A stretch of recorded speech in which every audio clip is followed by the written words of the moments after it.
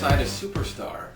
Welcome to Montreal, Adam Lambert. Hey there, how are you? Very good. Thanks for doing this. Much appreciated. Yeah, my pleasure. Thanks for having me. So you've been to Montreal never before, or I was when here. you were a kid? I was here once when I was about 20, 21 years old. I forget the actual date. I was working for a cruise ship, so we came in and I spent probably a total of 6 hours here.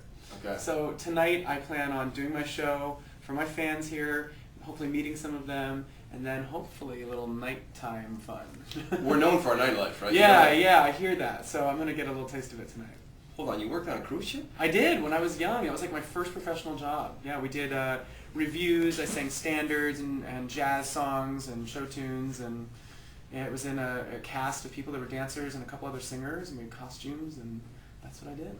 Sounds like fun. It was fun. It was interesting. I got to see the world, which was probably the best part of it. Awesome. So the Glam Nation tour in Canada. You were in Canada. You went to Toronto, right? Recently, I think. Yeah. I've been to Toronto a handful of times this past year. Always have a great time in Toronto, and just won a Much Music Video Award. I know. Congrats. Yeah, that was amazing. It's my first big award, I think, and I was honored. I couldn't believe that I actually won. It's really exciting that the fans here in Canada are so supportive. It's even more so than in the States. So it's really exciting to come to Canada because I know that there are big time fans here.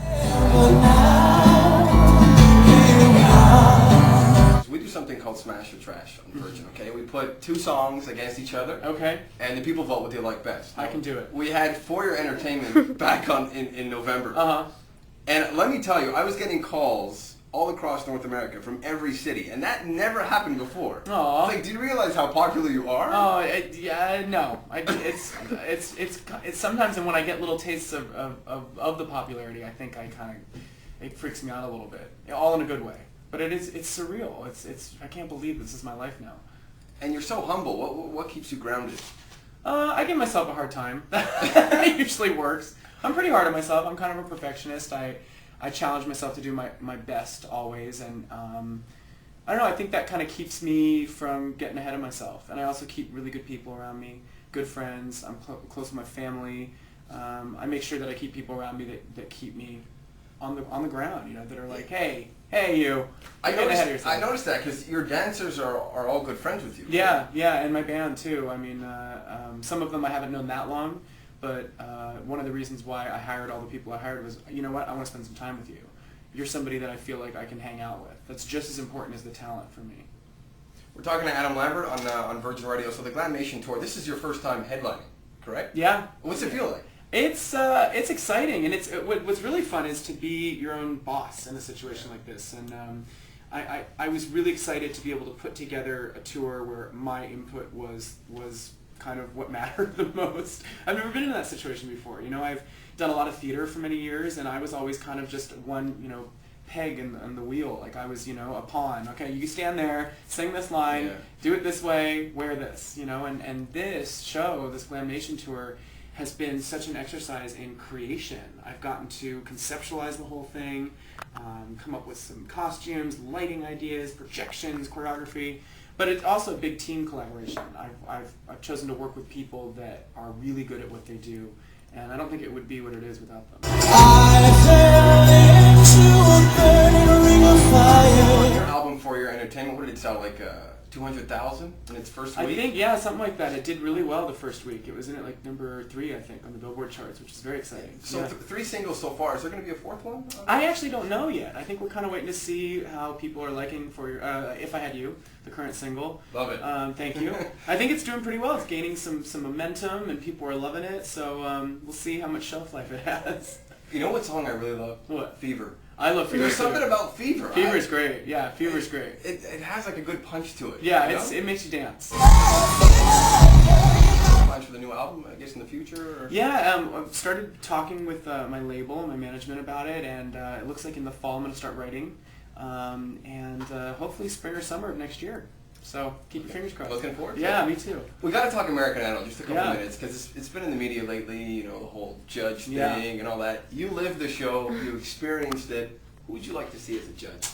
I keep hearing them throw around Steven Tyler. I think that's a really cool idea because he'll bring a lot of rock cred to the show, and he's an icon.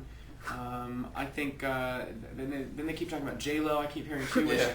is a great thing. I mean, she has got a lot of perspective in like the pop urban kind of world, and you know, she's been an entertainer for a really long time. She knows what it takes to keep it going. And I think the two of them kind of contrast each other really nicely when you think about it. So that would be great. And Simon Cowell leaving. Yeah. What do you think is going to happen? Is it going to be weird without him there? Because he did bring a lot, right? Yeah, I mean, I think of course he'll be missed. You know, he's a source of great entertainment on the show, and his critiques, they're so honest and blunt. I mean, that's entertaining, and it's helpful to contestants. Yeah. You know, taking the sugarcoating away as a contestant on that show is really actually helpful sometimes in telling it like it is. So hopefully, whoever they find is somebody that can give them like the real deal. And Simon Cowell, he helped you a lot, right, too? Yeah, I mean, he was really upfront with me, and I invited that. I definitely wanted that, you know, and I chose not to take it too personally. And I think that coming from like the theater world, you get used to rejection and criticism. So I was like ready. I was like, tell me what you got. What did you think? You know, the right attitude is so important. Right? You have to. I mean, if you want to, I think if you want to work in this industry at all, you kind of have to have a thick skin and just be able to put up with a lot. So Hot Air Balloon Festival tonight, we're all excited for it. St-Jean Sur Richelieu. You want to tell Virgin listeners what we can expect for this show tonight? I expect lots of glitter, of course, as usual, and we have some great costumes. The band is rocking. The dancers are fantastic. We have lasers that are really gorgeous. I think you're in for a treat. You're in for a great night. And I think one of the things about my show that I'm really proud of is that it really kind of has three different colors to it. You know, it starts out in kind of a more mysterious, sexy, kind of seductive place, and then it goes into more of a vulnerable acoustic section of the show, which is a lot about, it's asking the questions about like heartbreak and how to find love and how to find it within yourself. And then the third section of the show is all joy and just celebration, and it's completely over the top.